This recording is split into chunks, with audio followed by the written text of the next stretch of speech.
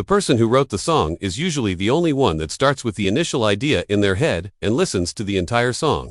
Members of Queen's crew held a troubling secret for many years.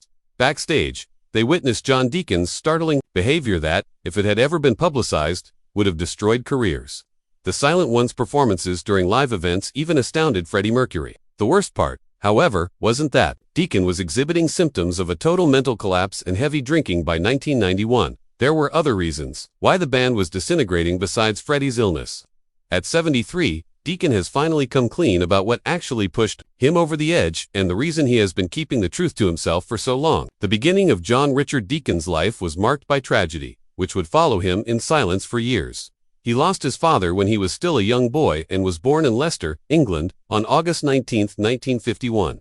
His mother, Molly, was left to raise John and his sister, Julie, alone in post-war Britain, when resources were few and every day presented a fresh obstacle. Long before the majority of kids ever encounter it, those formative years taught John the value of responsibility. Other boys his age could only fantasize, but John had to maintain his sense of reality, which eventually made him stand out for his maturity. Over time, that steady, peaceful nature turned into his greatest strength and protection. However, beneath the apparent silence lay a mind that looked destined for creativity. John's attention, while studying electronic engineering at Chelsea College in London, astounded his instructors.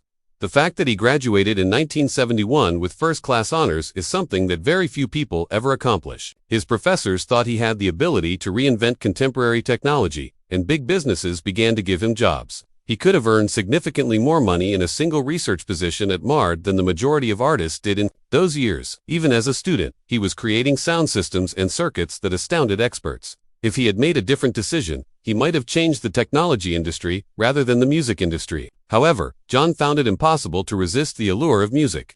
That urge had already manifested when he was just 14 years old. Together with some of his school pals, he founded the band, The Opposition. The group soon began making more money than most kids could imagine, since local clubs were eager to see them perform and wanted to pay them. But because she was cautious and protective, John's mother wouldn't allow him perform in late-night settings. She wanted her son to be safe and concentrate on his studies rather than straying into seedy bars. In order to get around her rules, John did so. He snuck off to rehearsals and told her he was studying at a friend's place.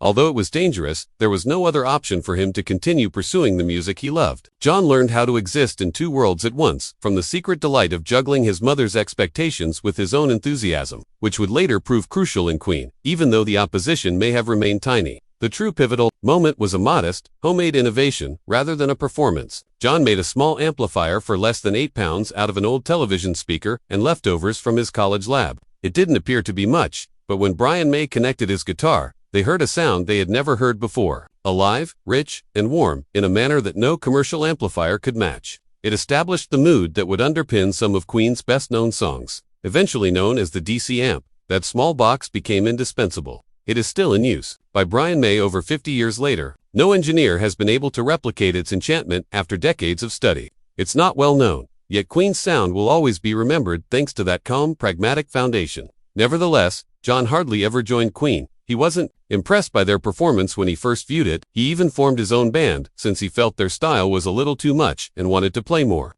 technical music that was more in line with his abilities. For some time, it appeared that was the course he would follow. John, however, reluctantly consented to try out for Queen after his guitarist left for another chance. At Imperial College London, on February 20, 1971, he played a steady bass line, remained silent for the most part, and departed without incident. He was not ostentatious. He was not a competition for attention. And that was precisely what a band with so many well-known members needed. His silence was his secret weapon from the beginning. In contrast to Freddie Mercury's idea, other bassists had attempted to stand apart, but John only encouraged the music. Until he had something important to say, he remained silent in the studio. The band listened when he did. Being in the spotlight didn't appeal to him. Improving the music piqued his curiosity. While John silently kept everything together, that balance allowed Freddie, Brian, and Roger to shine. It wasn't all that simple. He was persuaded to choose the name Deacon John for Queen's debut album by management, who said it sounded more like a blues legend. It seemed phony to John, and he was shaken to see it in print. He subsequently sought the return of his true identity and vowed never to allow anyone to choose for him again. He made a concerted effort to stay away from the music industry's gimmicks and techniques after that. The majority of fans were unaware of how much more John contributed than just his bass. He was surprisingly quick at learning new instruments, and was proficient in playing the piano, guitar, and even double bass. He discreetly added rhythm guitar elements to songs like Crazy Little Thing Called Love. Additionally, he gave Queen a funk rhythm that became one of their biggest hits, when he wrote another, One Bite the Dust. When John Deacon first encountered Veronica Tetzlaff at a disco in 1971, he was still a teenager. Queen was just getting started and was not yet well known at the time, and Veronica was a nanny at a college that prepared teachers. The two fell in love fast and remained together during the band's early years, when finances were tight and life was unpredictable. Following 4 years of courtship, they were married in a modest ceremony in January 1975. One of the longest-lasting friendships in rock music was formed between them, and John even penned the song, You're My Best Friend. In honor of her, a major smash, the song contributed to Queen's breakthrough. Veronica has avoided the spotlight and maintained a quiet profile for almost 50 years. Even though she is married to one of the most well-known BASSISTs in the world. At the same moment, Queen almost broke down. Despite having hits like Killer, Queen on the charts, the band was barely making ends meet. Freddie Mercury resided in a wet apartment, Brian May rented a tiny bedsit, and John was having financial difficulties providing for his new wife. John was blatantly turned down when he requested a $4,000 advance from Queen's management business to purchase a home. He became aware of how poorly the band was being handled after that rejection. Even though they were successful, they were only getting $60 a week, with their bosses keeping the profits. The rejection forced John to look into the band's financial situation, and following a protracted court struggle, what he found caused Queen to resign from their management.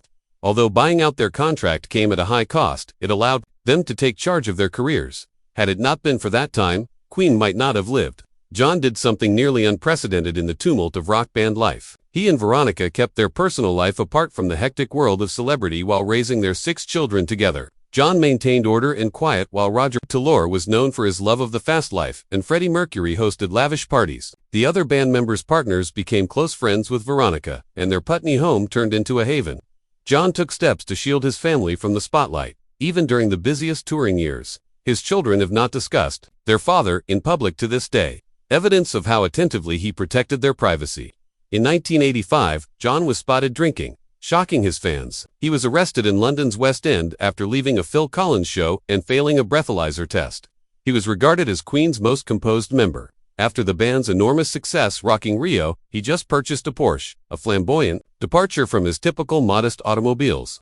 Due to the arrest, he was unable to transit the London Underground without anyone knowing him and lost his license for a year. In a joke on the radio, Brian May dedicated Stevie Wonder's Don't Drive Drunk to him. John quickly sold the Porsche and went back to making more sensible decisions after feeling embarrassed. Because the incident was so out of character for him, it stuck out. In interviews, John was surprisingly forthright about his thoughts on his roles as a father and a musician. When asked if he felt responsible for having children in a 1981 interview in Japan, he acknowledged that he wanted life to be as uncomplicated and straightforward as possible. He had 3 small children at the time, and his remarks demonstrated that his family came first. While his bandmates frequently indulged in the wild side of celebrity, John turned to music as a source of security. He also kept a close eye on the band's business concerns after their early management issues and became their unofficial financial consultant. This sense of obligation was a major factor in his choice to leave the music industry following the passing of Freddie Mercury, deciding to live a tranquil life with his family rather than be in the limelight. John had a unique start to his career. As a songwriter, during the recording of Sheer Heart Attack in 1974, Brian May was admitted to the hospital due to hepatitis. In place of the band's typical hard rock style, John wrote a song called Misfire that had a pleasant Caribbean vibe. The most of the guitar parts were played by him, which he had never done before, in addition to writing it. The song introduced Queen to a new audience and signaled the beginning of Jay's development as a songwriter. The song that made Queen a household name in America was written by him 6 years later. The funk sound of Chic served as the inspiration for another song, Bites the Dust, which spent 3 weeks at the top of the Billboard Hot 100, thanks to its bass line. It took the R&B and disco charts by storm in addition to the rock charts, becoming a huge crossover smash. Millions of copies of the single were sold, making it Queen's #1 single. It was even more astonishing because the plan never called for its success.